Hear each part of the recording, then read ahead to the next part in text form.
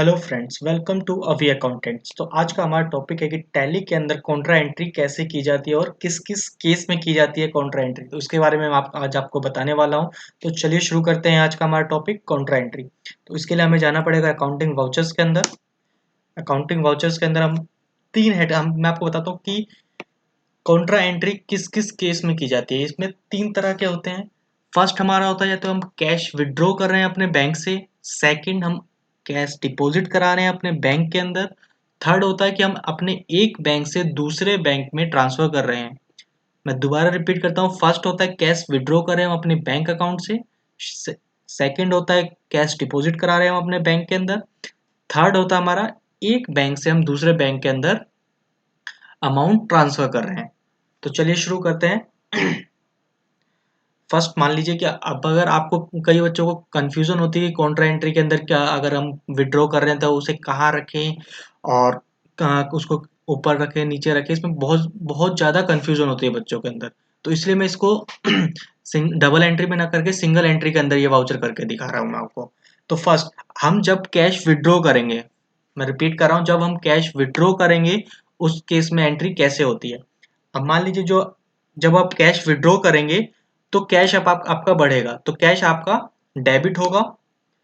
और मैं क्रिएट कर लेता हूं बैंक अकाउंट, क्योंकि बैंक अकाउंट मैंने इसमें क्रिएट नहीं किया हुआ है। बैंक पीएनबी के नाम से 001 अकाउंट नंबर, ये बैंक अकाउंट के अंदर चला जाएगा। हेड आपको इसके अंदर डिटेल डालनी हो आप डिटेल डाल सकते हैं।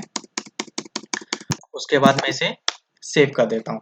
तो कैश हमने निकाल लिया है। कैश निकाल लिया मान लीजिए हम बैंक से 10,000 रुपये।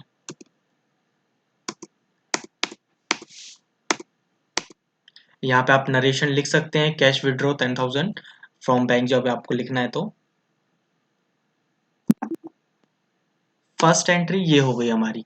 अब सेकंड एंट्री हम करते हैं कि हम कैश डिपॉजिट करा रहे हैं बैंक के अंदर। तो अगर हम कैश डिपॉजिट कराएंगे तो कैश हमारा कम होगा बट बैंक हमारा बढ़ेगा। तो हम बैंक अकाउंट डेबिट करेंगे। कैश क्या कम क्या होगा हमारा कैश। 10,000 हमने उसमें किया था, 5,000 हम इसमें से डिपॉजिट कर देते हैं। इसमें आप नरेशन लिख सकते हैं, कैश विड्रॉ।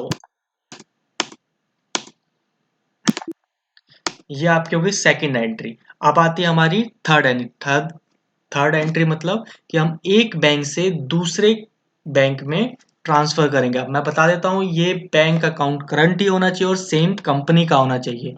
जैसे कि आप मान लीजिए, जैसे मेरा कंपनी नेम है अवी अकाउंटेंट्स। तो अवी अकाउंटेंट्स के अगर मेरे पास 3 बैंक हैं तो मैं उन्हीं तीनों के अंदर ट्रांसफर जब करूंगा तो कॉन्ट्रा एंट्री का यूज करूंगा। अदरवाइज अगर मैं अवी अकाउंटेंट से अपने पर्सनल अकाउंट अविनाश वाले में अगर ट्रांसफर करता हूं तो उस केस में मेरे को पेमेंट वाउचर का यूज करना होगा। चलिए शुरू करते हैं। मान लीजिए बैंक 1 से हम ट्रांसफर कर रहे हैं बैंक 2 के अंदर, तो बैंक 2 हमारा बढ़ेगा। तो मैं यहाँ पे क्रिएट कर लेता हूं बैंक PNB 002। ये सेम बैंक अकाउंट के अंदर रहेगा अंडर। अब बैंक 2 में हमारा अमाउंट आएगा, बट आएगा कहां से, बैंक 1 से। तो बैंक 1 में हमारे पास पहले 10,000 का नेगेटिव ही आएगा। फिर हमने 5,000 डिपॉजिट किए। फिर अब इसमें कर लेते हैं हम 5,000 हम और डाल देते हैं। इसमें आप चाहे तो नरेशन डाल सकते हैं, बैंक ट्रांसफर 0012 002। ये 3 तरह की एंट्री की जाती है कॉन्ट्रा वाउचर्स के अंदर। अब चलिए मैं आपको दिखा देता हूँ इसका क्या इफेक्ट दिखा होगा। तो इसके लिए हमें जाना पड़ेगा display account book cash oblique bank book के अंदर। अब यहाँ पे देखिए कि हमने 10,000 पहले विड्रॉ किया था। ये देखिए आपको यहाँ पे एंट्री दिखेगी, 10,000 पहले हमने विड्रॉ किया था जो डेबिट हो रहा है। उसके बाद 5,000 जो है वो हमने वापस बैंक के अंदर डिपॉजिट कर दिया था। ये देखिए बैंक डिपॉजिट हो गया था। सेम ऐसा ही हुआ है बैंक 001 के अंदर। बैंक 001 के अंदर मैंने ओपनिंग कुछ नहीं लिया था, इसलिए बैलेंस उसका 0 था। इस वजह से वो अभी नेगेटिव आ रहा है, क्योंकि फर्स्ट कैश विड्रॉ हो गया था जबकि वो उसका कोई बैलेंस नहीं था, इसलिए वो नेगेटिव चला गया।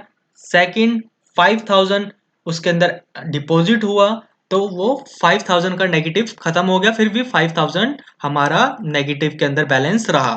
फिर थर्ड में हमने 5000 रुपये ट्रांसफर कर दिए पीएनबी बैंक अकाउंट नंबर 2 में, जबकि हमारे पास बैलेंस नहीं था। तो उस वजह से ये 10,000 का हमारे को नेगेटिव में दिख रहा है। ये आपको दिख रहा होगा यहाँ पे आपको, ये देखिए यहाँ पे ये आपको 10,000 नेगेटिव क्रेडिट में दिख रहा है। उसके बाद बैंक 2 की बात करते हैं, जिसके अंदर हमने बैंक अकाउंट ओपन किया था। उसमें सिर्फ और सिर्फ हमने एक ही एंट्री की है, जिसमें हमारा एक बैंक कम हो रहा है, दूसरा बैंक हमारा बढ़ रहा है। ये देखिए आप, ये हमारा 5,000 का इसके अंदर डेबिट आ रहा है। तो आई होप कि आपको ये अकाउंट कॉन्ट्रा एंट्री कैसे करते हैं वो समझ में आई होगी।